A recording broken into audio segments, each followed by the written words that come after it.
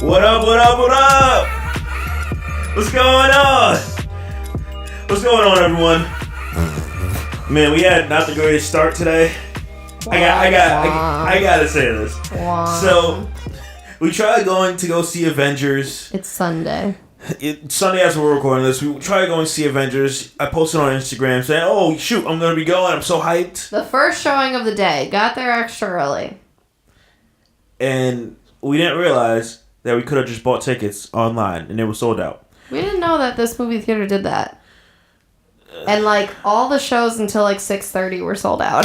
Man. And we were going for 10:15. So I'm sitting here in my sad bag. Came home. I'm like, Google, play some sad songs. He was quite pathetic. Man, I really want to see this. So now we have it set for Monday. So if you're listening to this on Tuesday, we'll have seen it. We have seen it. We're seeing it at 5:30 tomorrow. Of course, we're not going to spoil it. Everyone check it out.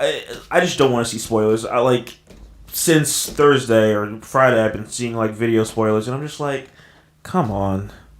But what's going on?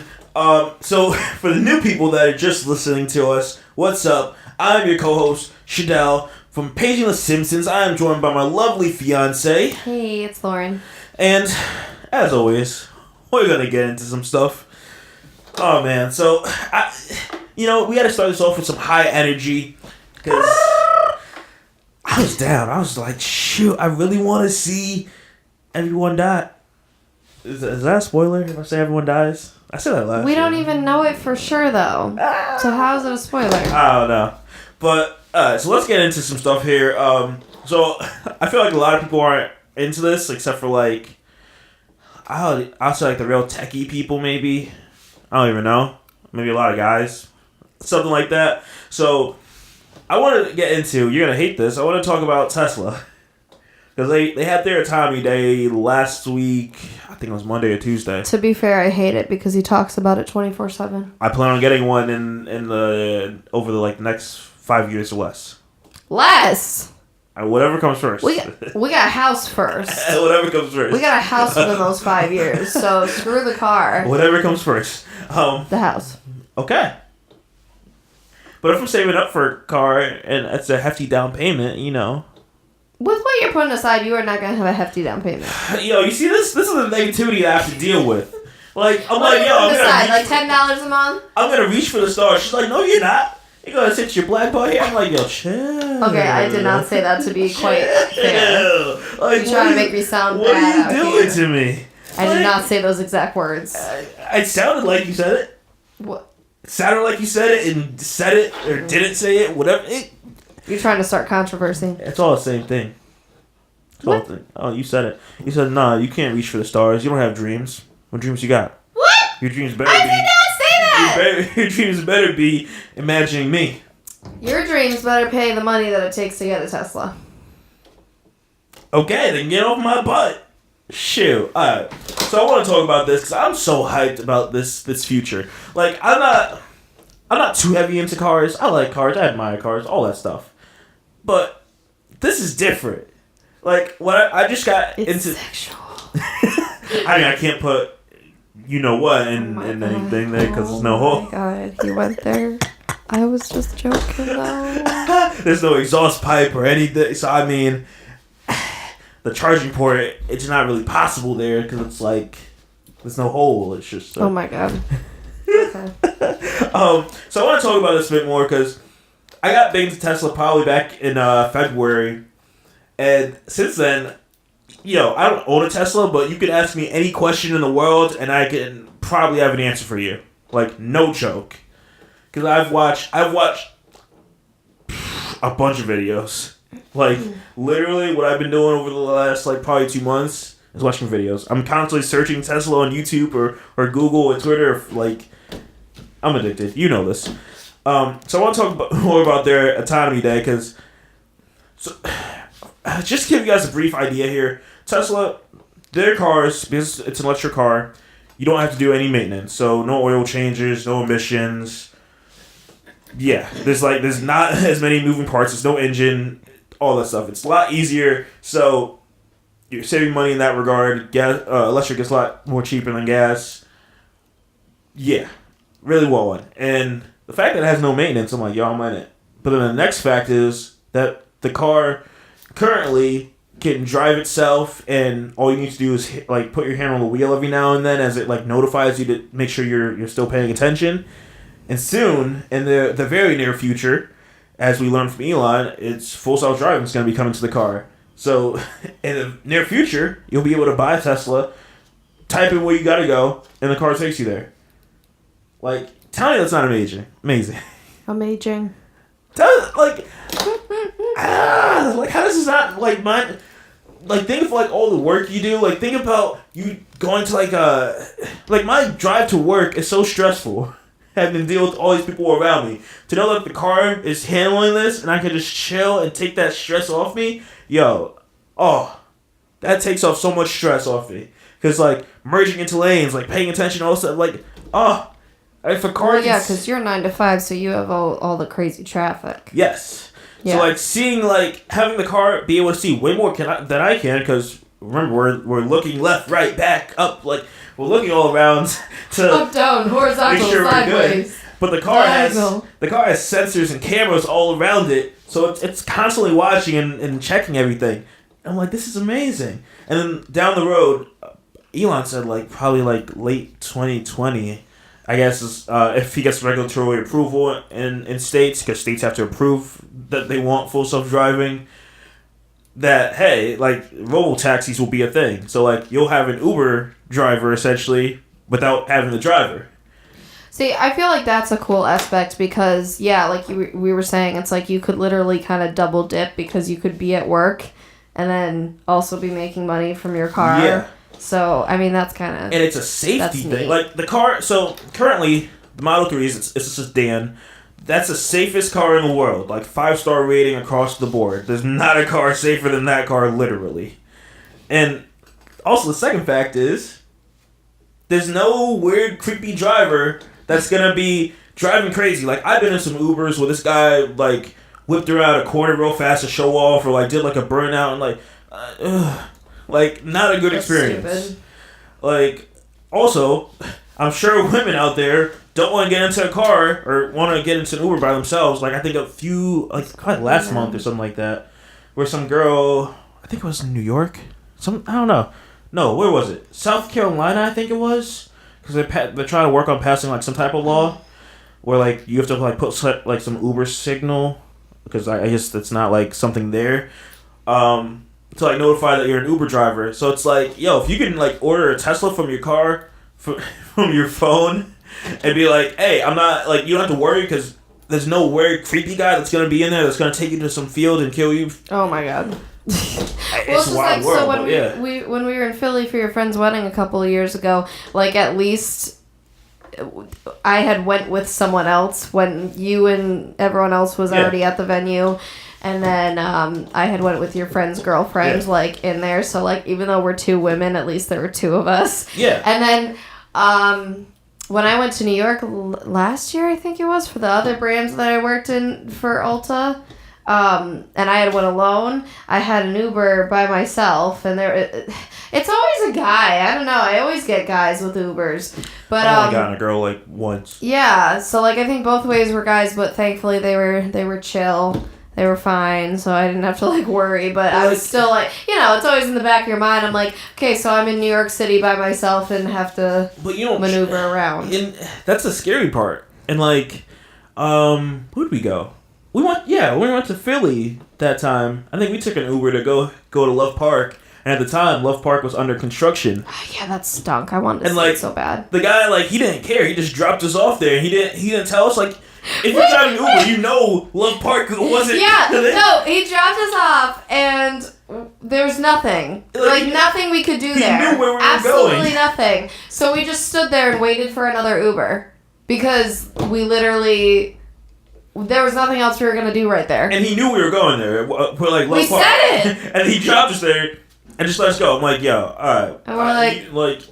1 star. Pretty much. I did a bad rating. I'm not sure if I got my money for that. But, like, that's another thing. We're clearly tourists. No one goes to Love Park that lives in Philly, I feel like.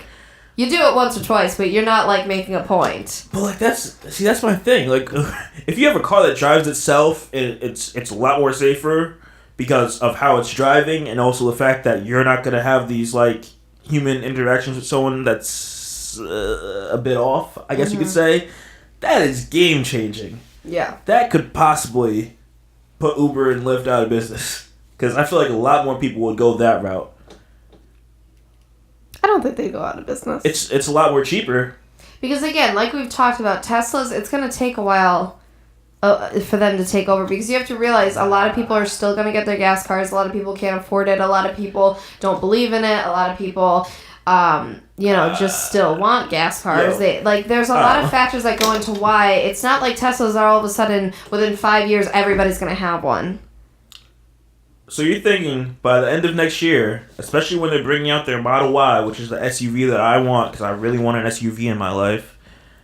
You're telling me that this isn't going to be a good thing? Like a year? Sure, it's a good thing. I'm just saying it's not going to take over the world all of a sudden. Imagine a year of this Robotaxi thing being official and being real. That's going to kill...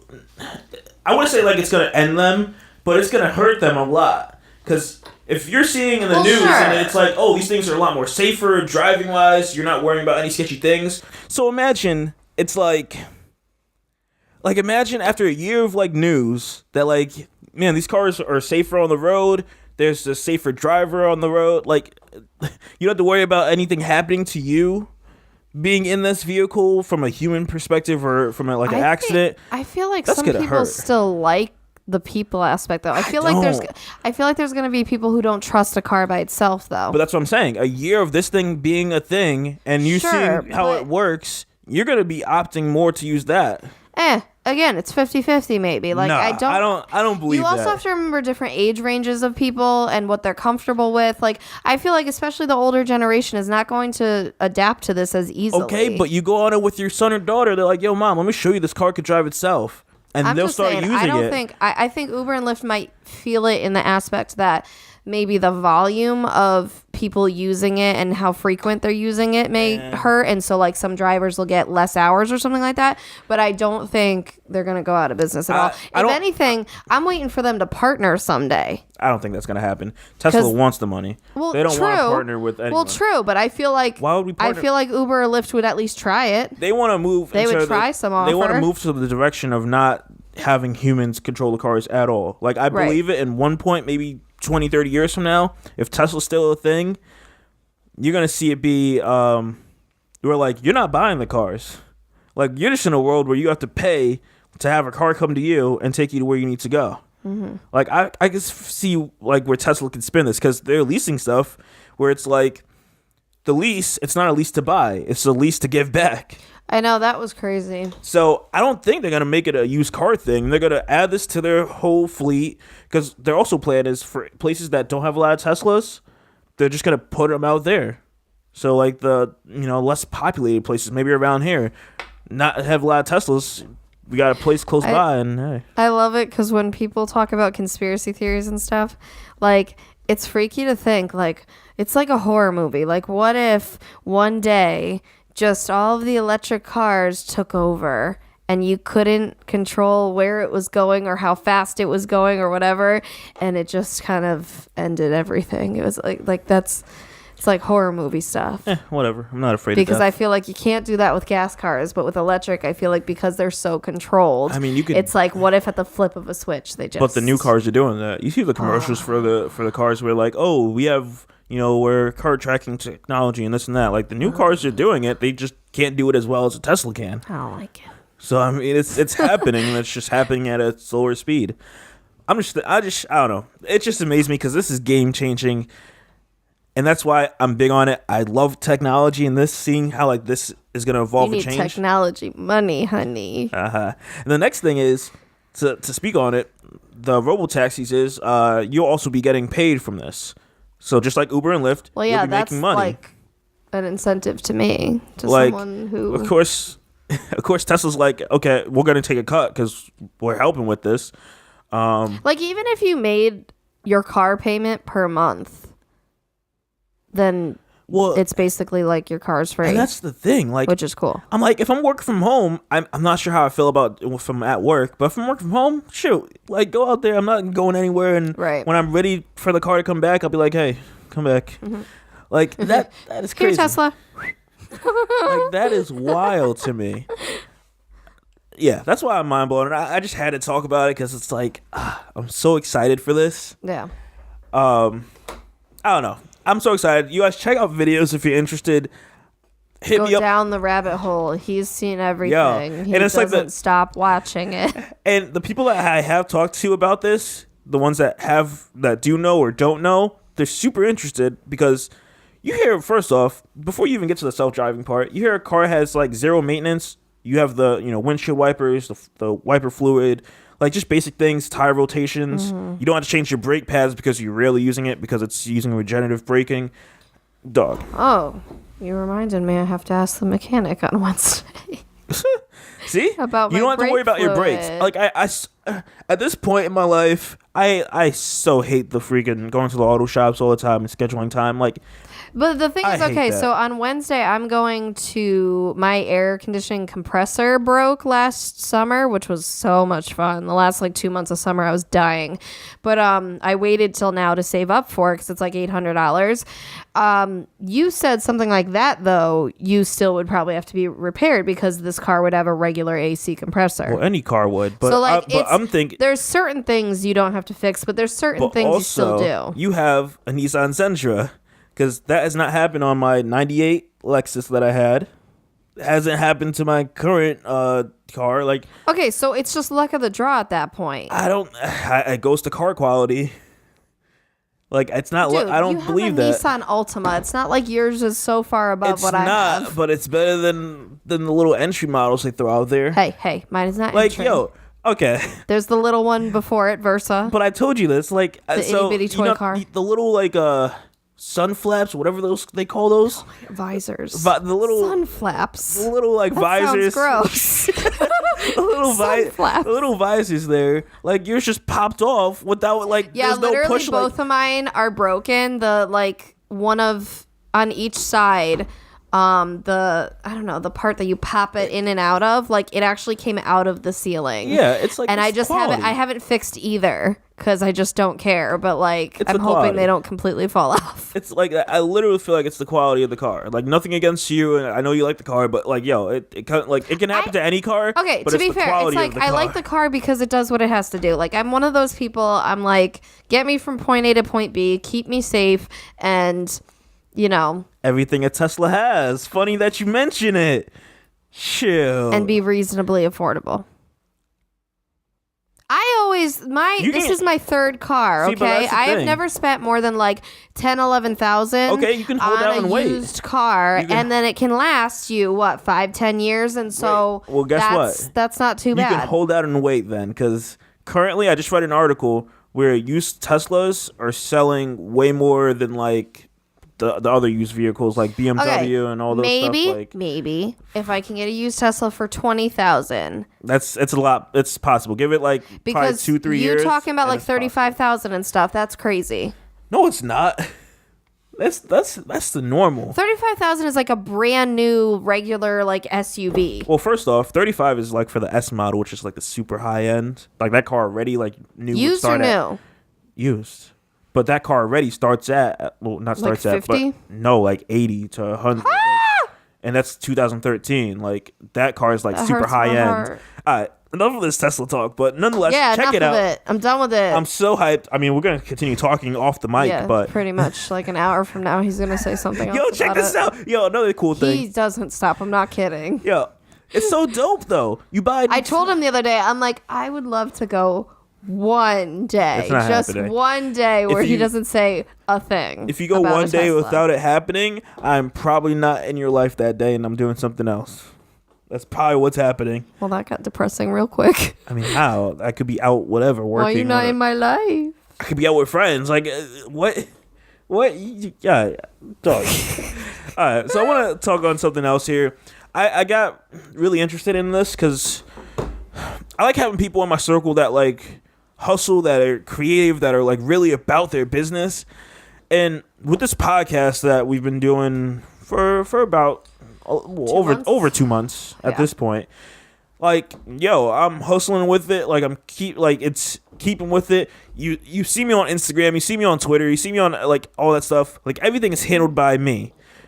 We are killing it. Well, I'm killing it, I should say. Excuse me. I'm still fitting it in when I'm exhausted and busy. Man. So I want to talk more about this because with this podcast, like, I'm trying, like, I want to talk more about like staying motivated, being a content creator, being a business owner as you are, having your own business, and like I see people jump into things like, hey, this looks cool to do. But then it's like you just have to keep working at it and working at it. After a month, they're like, "Oh, it's not going anywhere." So this is and this is why I like doing the podcast, because it's really all it's doing is making these conversations that we have offline, online. Right. So it's not like any extra work. It's like we already have these like weird conversations where I'm like, "Yo, what about this or whatever? what about this or that?" And it's like, we have these conversations, and why is I'm the like, grass green? I mean, that's probably a real question, but I think it's because of the sky, I believe, something like that. But why is the sky blue? I don't know. We'll look it up and come back to you guys. So that's why it's easy for this podcast, because it's like just topics that come up throughout our week that we just talk about, and like, hey, this should be a nice topic to talk on the podcast. We'll literally like wait to talk about it. Yeah. And it's like, that's why I like it, because it's not an issue, and I'm huge on creating content. Like, we're in the age of social media. I've been doing this for a while now through YouTube and stuff like that. He's killing the Instagram game. He's the one who really does the Paging the Simpsons Instagram. And dang, okay, yo, like I'm the follower count and the amount of things he's posting like per week and stuff. I'm not even that good anymore. So that creating content, like the cool. videos you see on YouTube, they become clips on Instagram for people to see. Like, oh yeah, you always got to put it everywhere. Because people are on different platforms. Tumblr, I have stuff on there. Pinterest, like, you know, I like hustle, and I don't want to bore people with the details too much on how I handle it, unless I get like emails or, you know, tweets or Instagram comments saying, hey, I would like to know more about this. I think I talked to some other podcasters through DMs more in detail to give them an idea of like what I've done.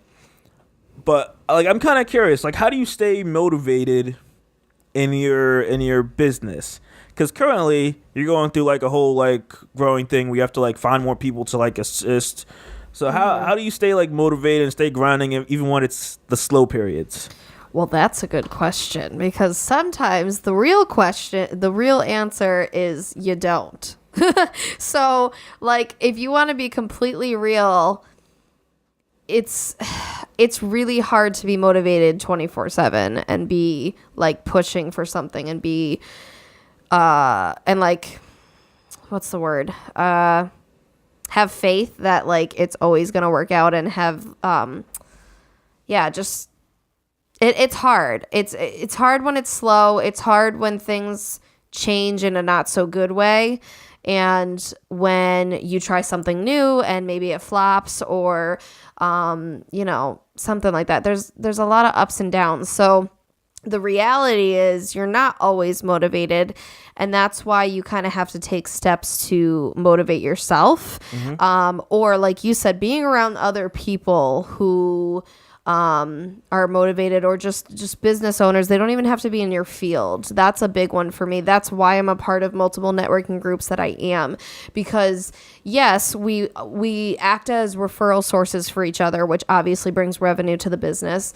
But we more so, we become allies for each other. We become support systems, so that yes, when the going gets tough, you can talk to someone else who has been through similar things and kind of bounce ideas off each other. You can, you know, feel heard and acknowledged, because being a business owner is like a different kind of animal than people realize if they are not one. Yeah. So you kind of have to have these people in your circle, because you can have like regular, you know, friends, relationships, family, whatever. And those I feel like you still need those, because it's I think it's a good thing to have a balance between people who are not in business and also people who are. But it's nice to have these people who like actually have been through similar things you've been through, and maybe have good ways to get out of that or to move forward or to increase business or whatever. So I'm in several networking groups where we help motivate each other every week or every month, and that kind of keeps you accountable. And I find that on the days that I go to these networking groups, those are always the days that I come back and I'm like ready to implement something else, or I'm ready to tackle another task or things like that, because I just kind of had that boost that I needed. And it's also nice because I am someone who works from home, my studio's in the home and everything like that. So you kind of get caught up in, it's hard to disconnect. Either it's two sides of the coin. One, it's hard to disconnect that, okay, you can't always be working because you need to kind of have that home time and then work time. But at another side of the coin, it's hard because you can get lazier easier, because even though we have a separate room that I try to work in, inevitably sometimes you want to sit on the couch and work or sit in bed and work, and it's like that's a trap. Yeah. That's where it gets hard, because now all of a sudden you want to search the web and not do anything you were going to do on your computer, and it's a whole mindset thing. So I find for me, I always get I'm most productive on my computer work when I'm either at the kitchen table or in the office. Mm-hmm. So like very focused, not too comfortable, sitting upright, that kind of thing. I'm most productive when I have been to these groups and these meetings, and when things are kind of going. But yeah, when things are slow, I mean, I'm very much one of those people, you still have to be human. You have to allow yourself to be human.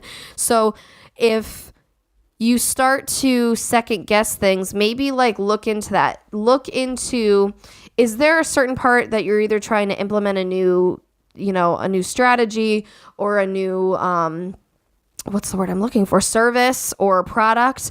And is this something that's going to work out for you? Do you want to pursue it more? If so, how are you going to pursue it more? Make a plan, that kind of thing. Or do we want to put that aside and try something else? Because I've had to do that too. I spent money and time trying to learn the lash extensions, and it just was not working out for me. I was miserable. And I said to myself, I did not get into business to dread what I'm doing every day. Because if I'm going to do that, I will go to a 9-to-5, because I will equally dread that, and I don't have to put as much effort in for building something. So for that, I had to kind of, it's very interesting because there's times in business you really have to put your pride aside. And so I did that because I felt like it was a failure, that I couldn't keep going, that I couldn't just get better, that I couldn't enjoy it more. And then I look at, well, I spent so much money on it, and I spent time, and I invested in all this stuff. But you kind of have to, you put that aside and be like, all right, tried it. That's great. At least now I know for sure that it's not for me. So what am I going to do next? So that's then when I went into the lash lift intense. And that's been so much better for me. Yeah. I enjoy it more. I have more clients. Like it's great. Yeah. So I'm also that person that I believe everything happens for a reason, and everything happens when it's supposed to, and that kind of thing. So you kind of have to go through some of the hardships, some of the failures, some of the downtimes, some of the slow times to get to busier times and things that you enjoy more and things that are going to make you more revenue and things like that. So, yeah, I mean, when it's slow, it's more so... When it's slow, that's when I really plan. That's when I make a plan of attack. So that's when I'm setting my goals for because for me, it's the winter that's slow. So that's when I'm setting goals for the year ahead. That's when I'm planning, okay, what months should I be working on what? And kind of when do I plan to implement things? It's also a time of rest because honestly, if you're a business like mine where like half to 3/4 of the year is super busy and then there's like half to 1/4 of the year that's not so busy, you do deserve some rest time too. And that is it's so equally important because again, like kind of like what we were talking about last week with burnout. That's so easy to do, especially in a business like that where you're just kind of going on autopilot for so much of the year, and you're just accepting more offers and accepting more clients, and yes, we'll book this, and let's do this, and sure, I can squeeze you in there, and like all that. And so you kind of have to, that's when I like that this winter we went on vacation, because, you know, sure, you get out of New England in the winter, which is amazing, go to a warm place, but I think it's even better for someone like me to do it in the winter, because that's when it's slow. So I don't have to worry that I'm rejecting work, and I can like reset, and I can enjoy the fruits of my labor kind of thing. So, yeah, that's my thing when it's slow is create plans of attack, try new strategies, try new planning methods, try new services. Like, you know, that's a good time to train for something you're going to incorporate in the next year, or develop more products if you're a product-based business or something like that. And then also just allow yourself to rest and reset. Because inevitably, if you're in a business that has a busy season and a slow season, you will get busy again. And that's one thing I had to work on with myself. You know, a couple years ago, I used to beat myself up in the winter. I'd be like, wow, this really stinks. I'm so terrible. I should be busy all the time. But inevitably, most businesses have a busy and slow season. So it's not my fault. I'm still doing great. And I mean, hey, every year I'm growing. So that's all that matters. So yeah. Oh, read books too. Read self-help books or business books are good. Listen to podcasts, things like that. Those help as well. So that was a very long drawn out answer. To swing it, because that was good for like people that like plan on having your own. It's tough. I would say having your own like physical business. Yeah, like physical in person. That's more so that. Yeah, right. Like either a product or service based business that involves people. That's good, yeah. Like I do a lot of research. Like even with this podcast before starting it, like I watched a bunch of videos. I similar to like what you said, but I think I take a different take on it. I see what everyone else is doing, and then I'm like, is that the greatest? Like for example, if you go on Instagram, you go to a lot of places, you see a lot of people do like these audiograms, which are normally like an image and like, you know, like little like audio things of like your voice. Yeah, people I listen to do that too. Those are cool. I'm not saying there's anything wrong with it, but I also feel like people don't fall in love with the person there's no connection there. Yeah. Versus you seeing a video of what I look like and what we look like as we're talking, like right. You get more of a connection saying, yo, these are real people behind this mic that are talking. Right. If you're a podcaster or if you're thinking about doing podcasts, just some tips there. I know it's super awkward. We've been doing YouTube, I would say off and on for like a long time. Like before we met, we had our own like YouTube channels and stuff. Like me personally, I've been on YouTube since like 08, 09. And it's on and off, but yeah. Yeah, so it's like it's awkward at first. It is, whether you're in front of a camera or not. If you're just in front of a microphone, like it's weird to just sit down and talk to nothing, especially if you have a podcast by yourself. And those are the tough ones. So I give a lot of people credit. Yeah, you have to really be like a good editor. I feel like because there's a lot of like sound effects and things like that I think people do that keep them engaged.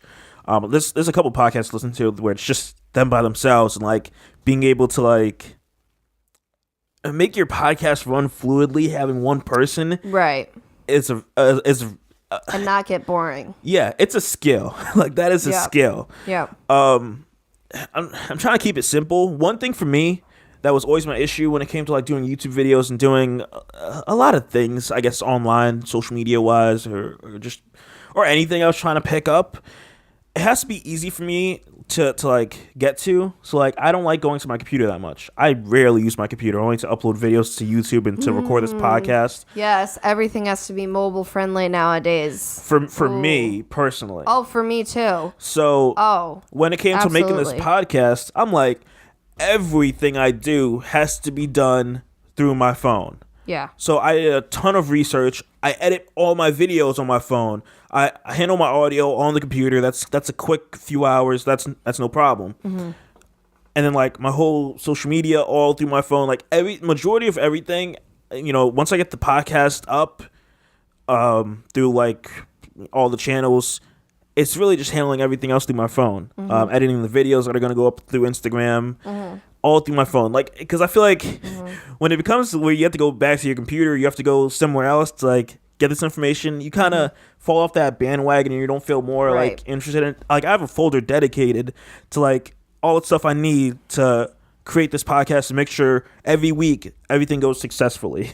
Because people may not see it like this, but like building a brand, it's tough. Like Absolutely.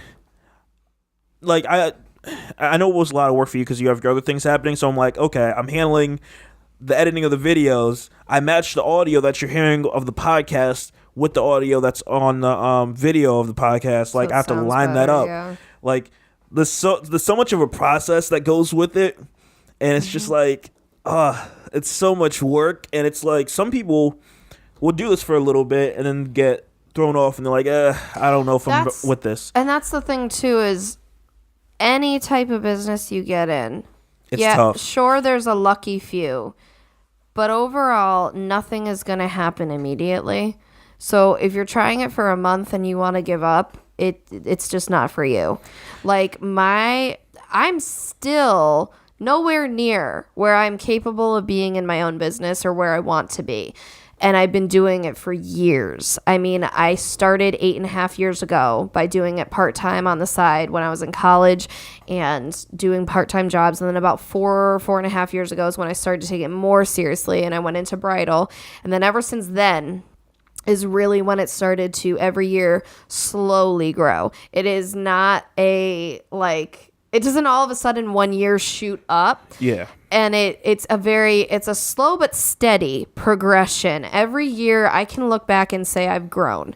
And yeah, like he was saying, this year, like, I'm excited because I may be, bringing more people onto a team, which is very exciting. And that's definitely been more of the goal, is to expand. But who knows if that means I'm going to give other people 5 weddings or 50 weddings this year. There's no telling. Yeah. So you just kind of, you keep trucking along every day. So it's like, whatever you get into, you have to, like, they say, what is it? A lot of business owners I've talked to, it's the first 3 years that you're doing it full time that you're kind of like, just keep pushing. And then I think after that is when it starts to like really go up. That's when it starts to like explode. Yeah. Because you have to give yourself time to, again, it depends on what business you're in, but like for a service or product based business with like real like servicing people or physical products, you have to give yourself time to get like word of mouth referrals and like build credibility and like things like that too. Because, I'm not like, no one wants to go to a fly-by-night place that has no reviews online, no social media, no anything. Yeah. So that's the thing too, is social media. It's so important nowadays. There's what is it, agencies I've heard nowadays. So. Instead of asking for a portfolio, they're like, what's your Instagram? Yeah. Which blows my mind, because I was in that era where I still learned that you have to have a physical portfolio and an online portfolio, which is your website, your actual website. And now it's shifted where professional agencies want to see an Instagram.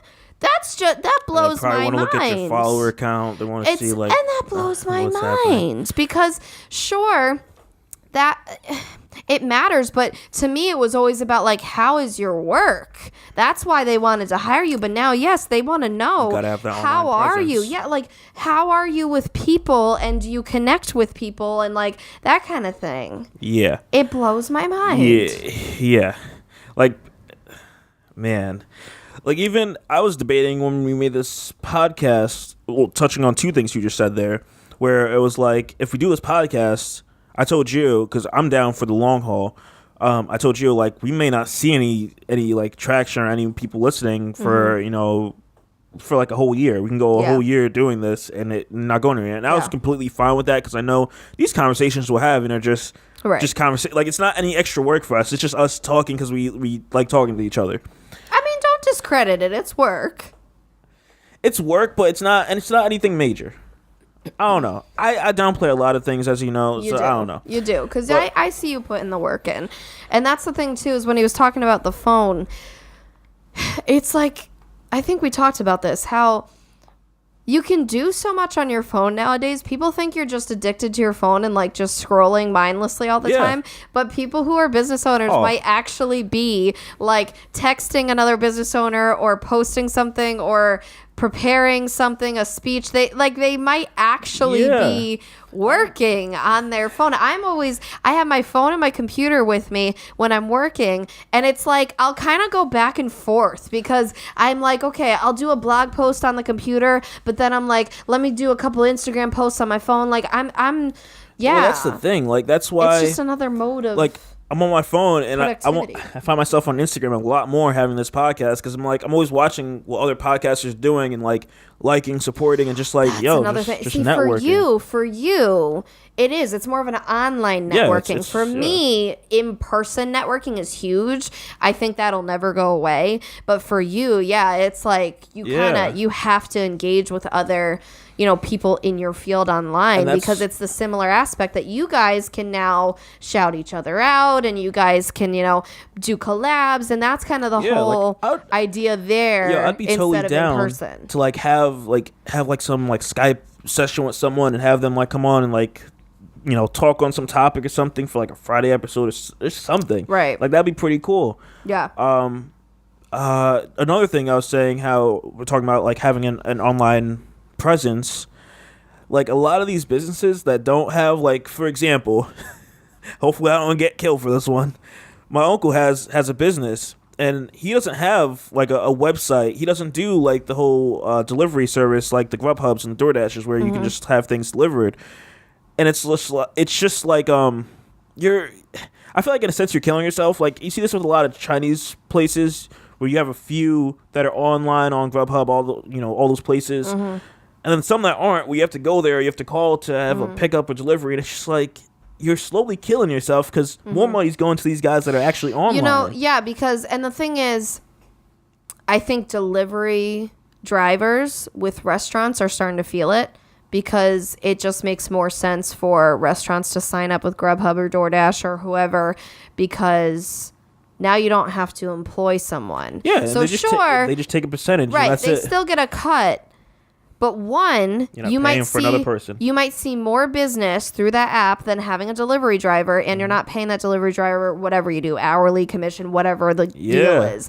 So, right. I mean, it's huge. It's just like, for me, as someone like me grows in my field, you're always seeing specials, whether it's like I do, like if you get a lash lift and tint and you get a free brow wax or, things like that. You're always trying to incentivize more clients to walk in the door because, one, they really like that immediate gratification, that extra kind of gift and saving money. It's huge. And then if you can really sell yourself in your business and your service, then you have a customer for life. And that's the goal. Is sure, at first it stinks and it stings a little to have to, work extra hard for less pay or less whatever.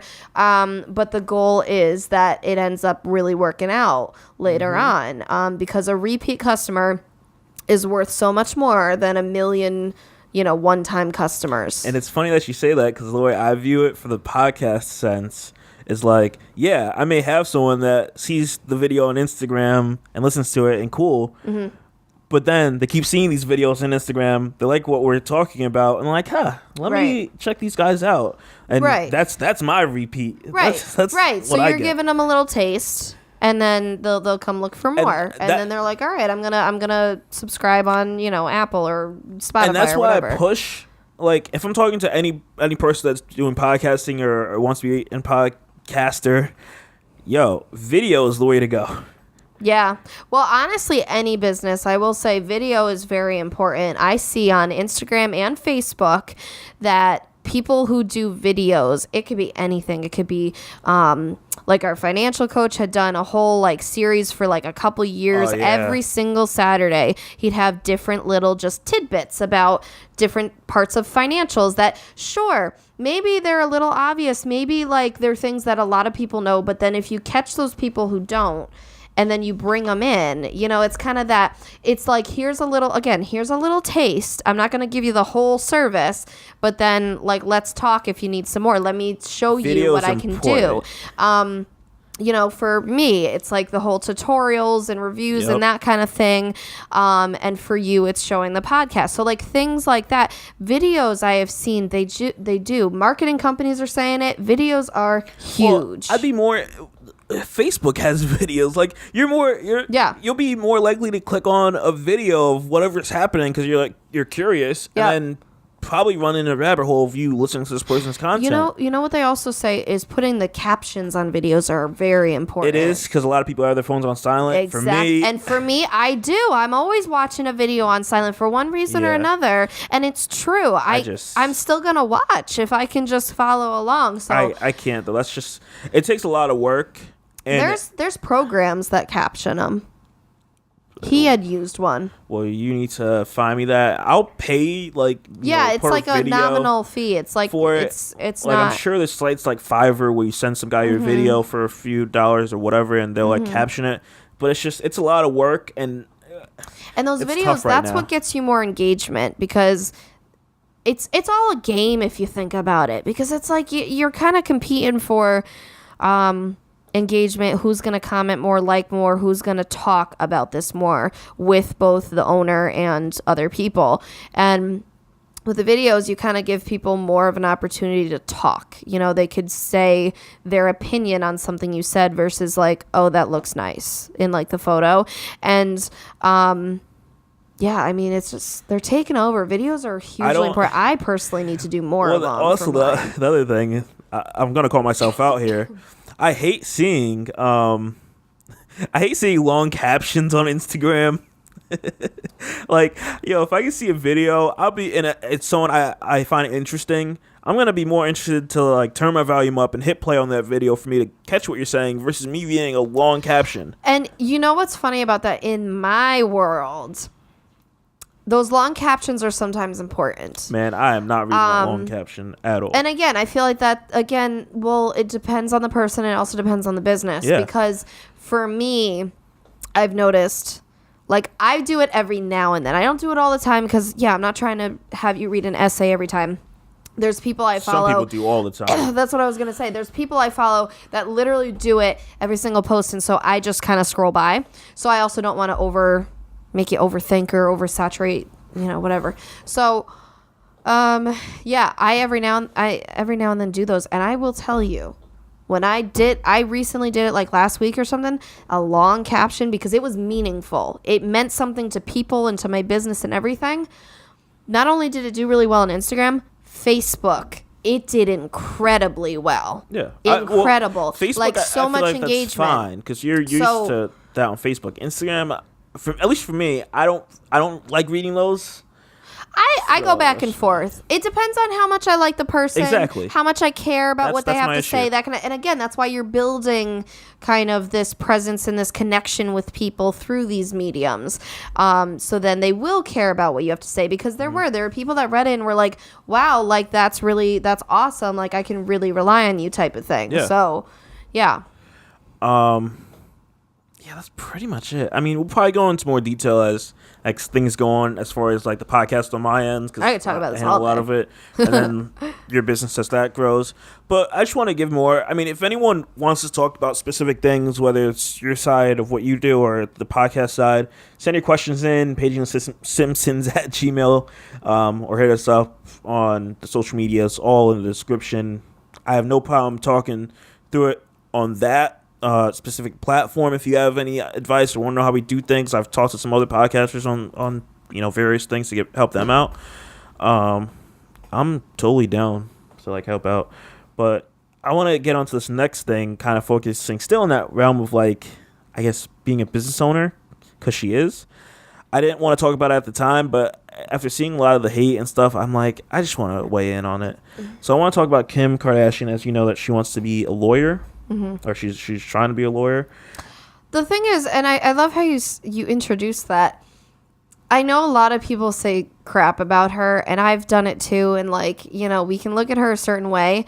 That family knows business. they are not stupid when it comes to how to make money, how to make an impact, how to get in front of your face and become a well-known person. Well, that's why. So, I mean, you can say as much as you want about them, and I've done it too, but they are good at that. I've never said anything bad because one off, well, no, I don't care. because a lot of people do. Well, a lot of people do, which I don't understand. But one off, I don't care.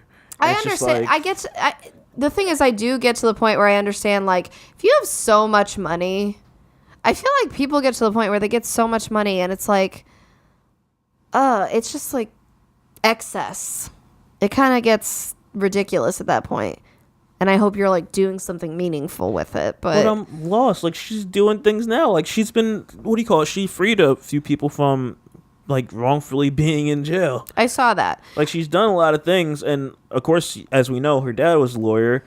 And I found it interesting where she's not going to school like everyone else normally is. Yeah. She's doing an apprenticeship. She's still doing getting the same books, but she's just overseeing someone. Which is kind of funny because then people are discrediting it and people are being like, what? Would you want that as your lawyer to kind of do the half-ass easy route? That's what tattoo artists do. Like, what? That's what. Right. No, but I'm saying this is a different field. We can't really compare it to tattoo because that is how. But how is that easy? I'm watching how someone does things. I'm still reading the same books. The only thing is, considering how long you go to school now to be... School is a moneymaker. No. Oh, my gosh. But I disagree. Okay. All right. But I will say I watched a video last night, and I didn't get to finish it, but it's huge. She posted it like a week ago. It's and it's kind of like millions of views. It's her most popular video. A real lawyer. She talked about her thoughts on this. She was she's a lawyer, so she knows how to talk, let's be real. But she was very open-minded about it. I respected how she was kind of going about it because she was saying how, this is kind of the biggest thing to cause an uproar in the attorney world for a while now, because people do have a lot of opinions on it. And she was very much giving credit where credit's due. Like for example, she's saying, yes, a lot of people are saying, oh, well, her father was a huge lawyer and all that stuff, but that she's still very much in her own lane. And she is very much paving her own way to become a lawyer and make it her own and do her own work. Yeah. I feel like she was very respectable. I didn't actually read comments because I'm sure they were all over the place. But I thought that was a really cool video. I feel like you would like that video of how she was kind of going about it. Well, that's the thing. Like, so many people hate, and it's just like, why? Like, yo, the fact that you're even doing anything and you have so much money is crazy. She went through everything. She was like, okay, let's talk about why she wants to become a lawyer. What does it mean to her? She obviously has money. She obviously is a media mogul. Why? And let's dig deeper. And she was very respectable about it. I had so many issues with everyone's hate, and it's just like yo. I don't understand. I feel like people at this point just hate just to hate. They see all the money that you have, and they're like, "Oh, why are you doing anything? I want to do anything." It's just like, yo, let this person live. Here's the thing: is I've always said too, if I was really rolling in it and say I didn't have to work for money, I would still want to do what I love, Exactly. And that's the reason I'm in business for what I am, because I still love it. Period. I mean, sure, be nice. It would be really nice not to have to be super budgeting every month of can I afford this palette this month, and I really want to get that for this client and that kind, it would be nice not to worry and just be able to do what you love and not be so so stressed about how can I pay myself this month and how about this bill and that kind of thing. Mm-hmm. But because I always said, if I was rolling it, I would still. I'm not one of those people that literally wants to do nothing for my entire life. And I think most people are like that. Mm-hmm. I think that's why, because she's probably in her mid-30s or something like that, mid to upper 30s. Yeah. Has 4 kids. She has a lot of life ahead of her, though. Sure, I mean, you could argue someone who has 4 kids, if they want to be an active parent or something, maybe that's what they want to do if they have a lot of money. That's fine, too.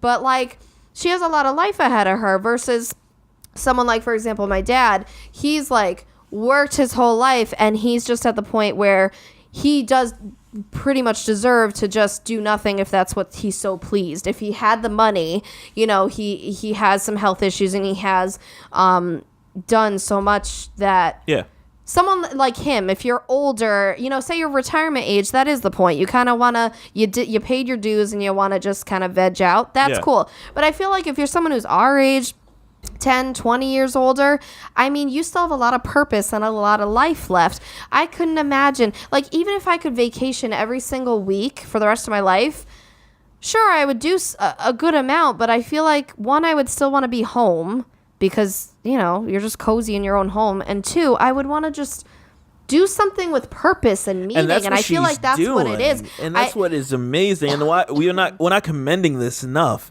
It's like we're sitting here, like, hating on this, like, why is she doing this? Why, like, and it's just like, yo, like, it's kind of cool if you think about it that she is fortunate enough to have worked to get to a point where she can fully fund this, do this, focus on it, whatever. And, you know, a lot of people are mad because they're like, sure, if I had a 24/7 nanny and cook and cleaner and all this stuff, people are like really mad about that, which I get it. There are things that are making it easier for her in that regard. However, when you look at the actual like studies and bar exam and everything, you still have to do the same exact things. Yeah. Like you're still, I mean, it's similar. Say, for example, if you went back to school full time and your husband was the one taking care of the kids and making the money and whatever, it's kind of similar. That's what's happening. There was some video I saw where someone was like, they asked him, she's like, how do you feel about this backlash? Or no, was it backlash? I don't know.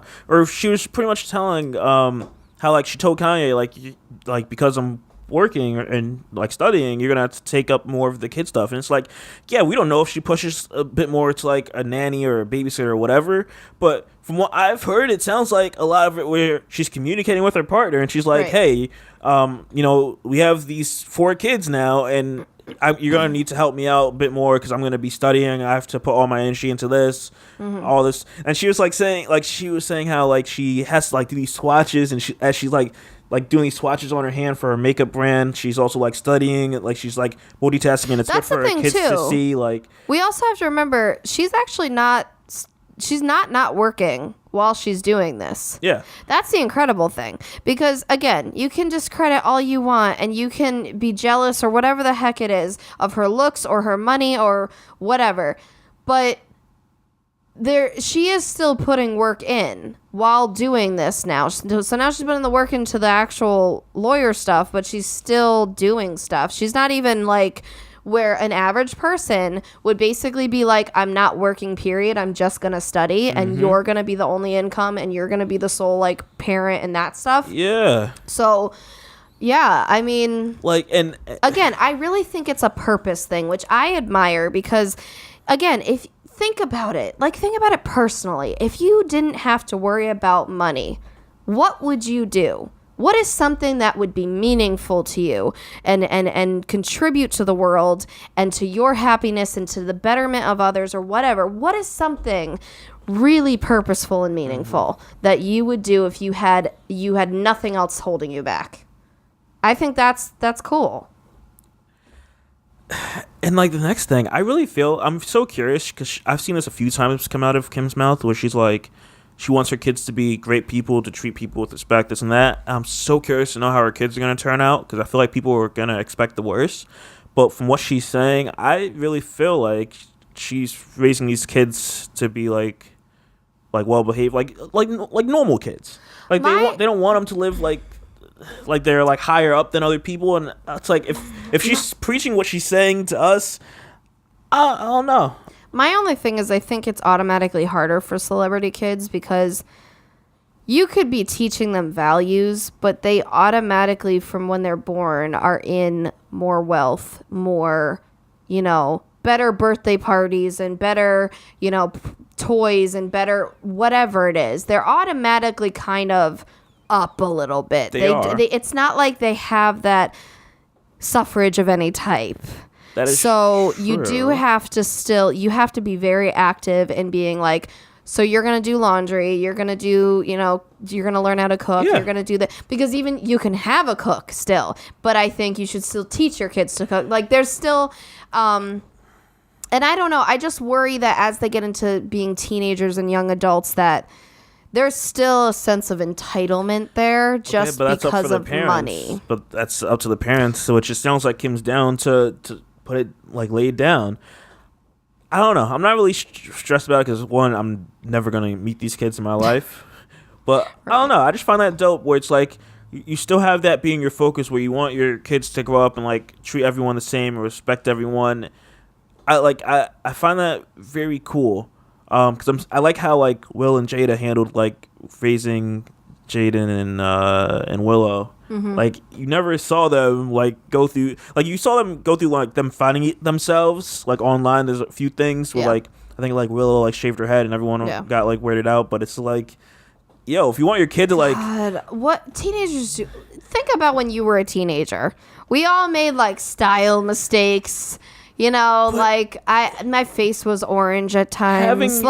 Having your parents be like support you to do whatever, as long as you're not hurting yourself or harming anyone. Right. Like, yo, that is dope. And like, you didn't see them. You haven't seen any crazy like things where they treated anyone wrong. No, I'm very much that way. I don't care if my little boy wants to go like in a dress or something. I'm fine with it. I'm just gonna let you know what's gonna happen. I'll defend you. I'll support you. I'm going to let you know people aren't accepting. You don't know. You have to realize we're in different times that are a little more accepting. We're going to go out. So you can't automatically be like, if you wear a dress out, you're going to get beat up, period. Right, to go to a little bit off topic here, I'm a black person. I don't know that someone's going to racially profile me when I go out, but I still have to have that in my mind to be aware that, this is how some people perceive me. Mm-hmm. Not all, but again, I'm going to tell my kid, you can wear out a dress. I'm fine with that, but this is what some people may perceive you as. Possibility, not like what's gonna happen. Well, however you want to word it, whatever. I'm just gonna tell you, just like I tell you, I give everyone, this is everything that's gonna happen in this situation if you do it. Yeah. And if you do it, that's on you. That like I'll back you up, support you, whatever. But this is what's gonna happen. Can't control it because it's most likely out of your hands, but that's what it is. So I have no problem with it. My boy wearing dresses, my girl wearing, I don't know, boy clothes or whatever that it means. Mm-hmm. Yeah. I don't know. I just want to get into that because I kind of wrapped into our whole topics there. What time are we at? Because you keep eyeballing it. An hour and 3 minutes. Oh, man. All right. So I want to get into, as always, we got to end this on some relationship advice here.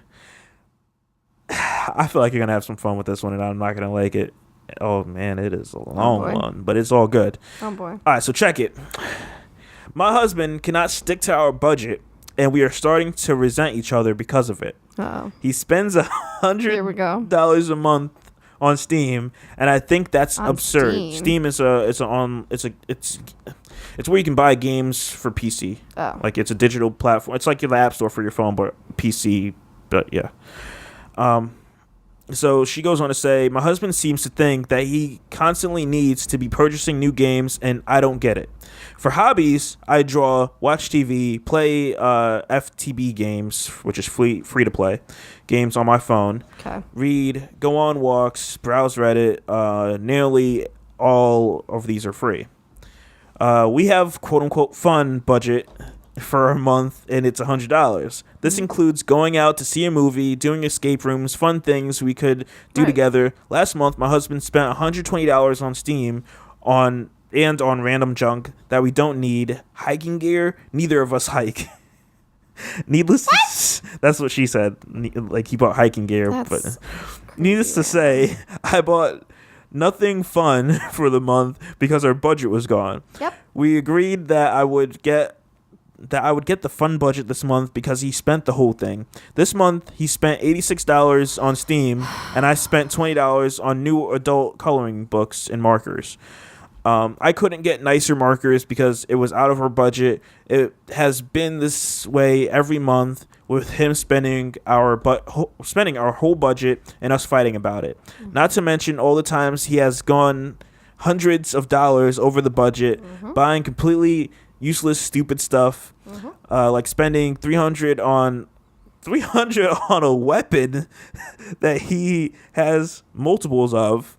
We are not rich people. What is this guy? What We are not rich weapons and people, hiking stuff? and I have Random. no idea how he thinks that we could spend this much on stupid stuff. We haven't been You a out in hoarder? months because of this, and I'm starting to resent him for going over budget. He is starting to resent me for restricting him. I feel like Oh. this budget is more than fair, especially since I haven't been able to use it at all, and I've been fine. How can I get through to him? Are there any alternatives to Steam? Is this normal behavior at all, or is it just me that thinks it's an absurd amount of money to be spending each month? Oh man, how So personal do you want to get? I don't want to get too nitty gritty with it. Okay. Kind of stick to the topic of this because I feel like we'll touch more maybe next week on an episode, I guess. Okay. Yeah. I think the first issue here, because we've learned when we work with a financial wellness coach for like over a year now, we kind of really got specific with budgeting terms. Exactly where I'm going. I think the first issue here is they have a fun budget of $100 per month, which seems to be joint of what we call blow money and dates. Yep. So our date fund is separate than blow money, which is you can spend frivolously on whatever you individually want, food, products, services, whatever. And then dates is strictly we're going out to eat together. We're going to a movie together. We're going to escape room together. Like that's a together fund. So yeah, I mean, I think that's the first issue is it seems like now it seems more difficult because you're kind of lumping multiple things into one. Yeah. So I think that's the first issue. And the second is, I mean, yeah, it seems like he's kind of going overboard. I understand. We've gone through the whole thing where it's like he feels restricted and I feel like he's doing too much and all that. He's more the spender. I'm more the saver in this relationship. There's always like one of each usually. It is a balancing act. Yeah, so to dig deeper into what you're saying, what we do, which we'll talk about probably like next week as an episode, because it's interesting. But we have our own separate like budgeting. So we like literally budget everything.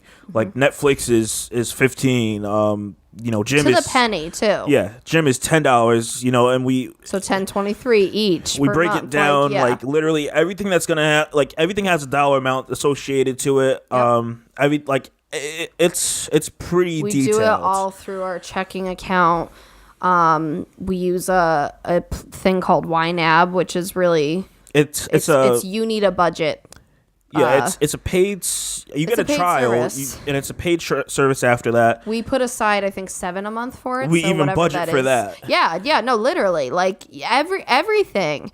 We budget his $5 a month for Xbox membership. Like Oil changes. It all adds up. Pre-workout for the gym, like so many things There's we budget out. Everything. And that is their issue where they budget $120, but that's considered their spending money I think and it was their $100. dates or whatever it was. Yeah. They budget $100 so for already it. it's not a So- terrible lot, and if you're combining categories, it's gonna feel like nothing. It sounds like, of course, we don't know their whole budget because we're going off just a small piece, but it sounds like you're gonna have to separate this out a bit more. Not knowing your financials where it gets tough, but I think it's both. I think he definitely needs to be more reasonable, and they need to separate it. Because if he's doing over $100 every single month, and then he does like this random stuff that he doesn't even need or something, like something's yeah, but going there on needs there. to be a budget thing. So that's the thing. Like it needs to like. We don't know what their money's like, but if that's what okay. Clearly So how about we allocate? If we have the money, let's go with the assumption that they have the money to do this. The guy gets 100, she gets 100, and they have 100 for dates. Right. In an ideal situation. So it's like now you're able to plan out to maybe go out once or twice or 3 times, depending on wherever you go.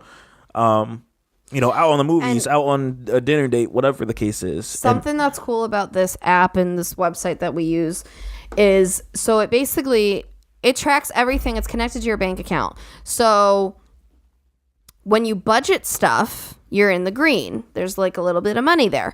And then when, say, that bill comes out, then it goes to gray because it's zero. But if you go over, it goes red. And that's kind of the thing you want to avoid, because now you're looking at it and you're like, okay, so I budgeted $50, but we spent $65. So now we're $15 in the red, which basically means now we have to take it from somewhere. So you feel it. It's because we're not doing credit cards. It's literally the money we actually have or don't have. So it incentivizes you basically to like avoid going red at all costs.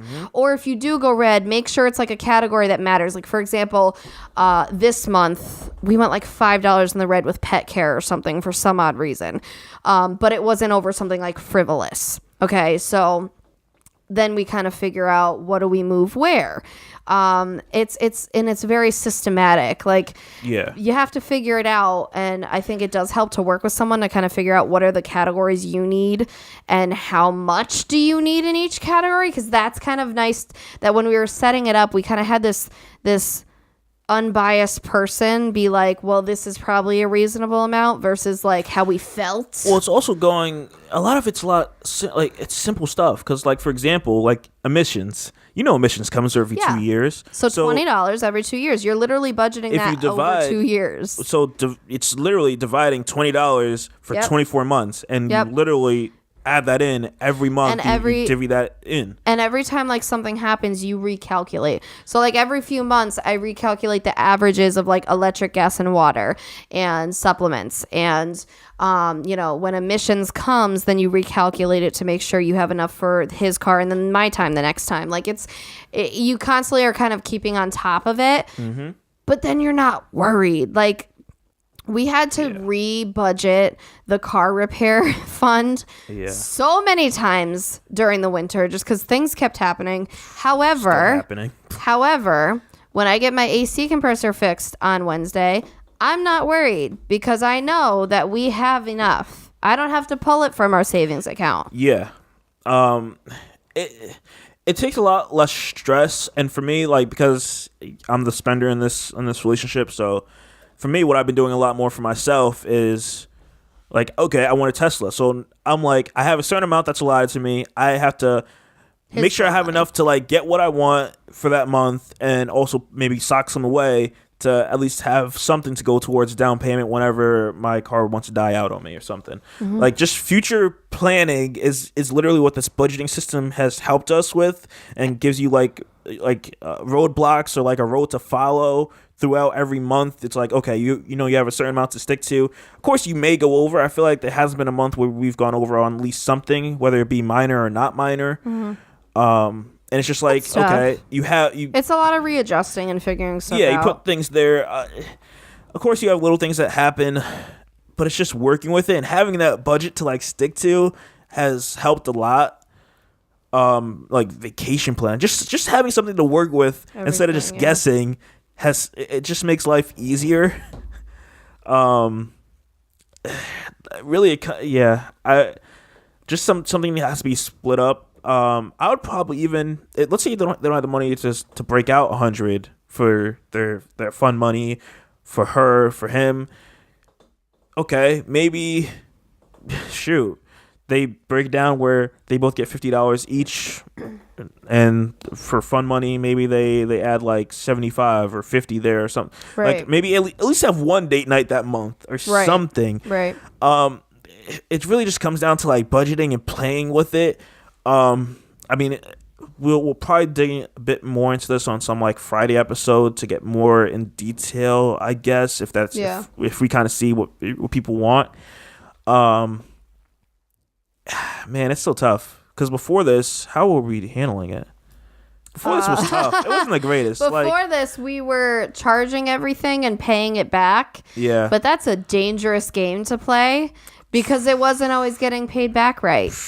We were definitely gypping ourselves with what we could have been saving at that point, because we were we were just kind of like, okay, I guess that I want to spend this much this month on groceries or something. Like, we were just kind of like, that sounds like a good number. So we tried to make it, but then if we didn't, we're like, all right, we'll somehow pay it back. Like it's a And here's it's that a next game. thing where it's like, if we're sitting here using cards, it's affecting your credit score and all that stuff. So it's like having everything paid off and set. It's like, okay, you know, your credit score is still going to remain the same, still going to be good. So when it comes to getting the house that you want or getting that car that I want, it's going to be a much lower interest rate. Oh yeah, to not have to worry. And fun fact, credit score isn't as important as you think. It's not, but for a house it is, because you're not going to have that huge down. Like, it matters if you have a 500. Cash, if you have cash, you don't have enough cash to put down for a house. You know the amount we're trying to save for a down payment. If we put that down, that's what matters. But the interest rate is long term. Like, you're still gonna have an interest rate that doesn't go away. For a car, I understand, cool. But for something as large as a house, okay, that's an issue. Well, I trust what he's telling us. He knows what he's talking about. I get okay, dog. He got the house without a credit score. He has some type of credit score. Okay, whatever. I'm talking about for your interest rate, because they still look at your credit score. Because you can, if you have a 500 versus someone that has a 780, they're gonna give you a much. Ours wouldn't be bad because we would. So that's what I'm saying. Yeah. Because I'm like, if you're charging things and you're not having a budget, you're just charging things to a card. Sooner or later, your credit score is gonna be like, I don't know. You keep paying the minimum. I don't know how much I like that. Like this, like it's you missed a payment. Yeah, that becomes your issue. Where it's like you have a budget where you have a certain amount allotted. You know, you're not gonna be using your credit card. Everything is coming through actual money that you have. Yeah. And your credit score still remaining good. You won't have an issue buying a place. Yeah, you may have the money because you saved it over time for a car, like I'm trying to do.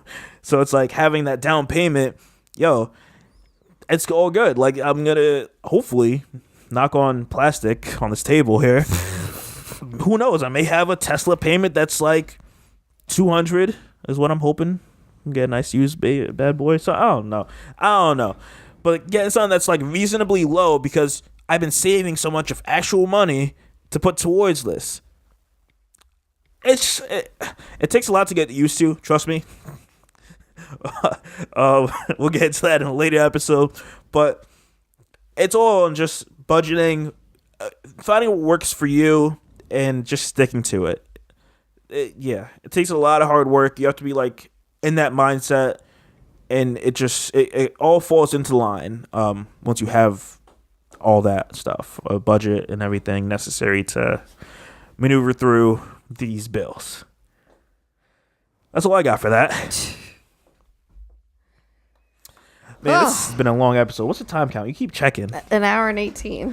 Oh, that's not bad. Yeah, but I feel like it's time to wrap up. That's not bad. All right, guys. So we're gonna wrap this bad boy up here.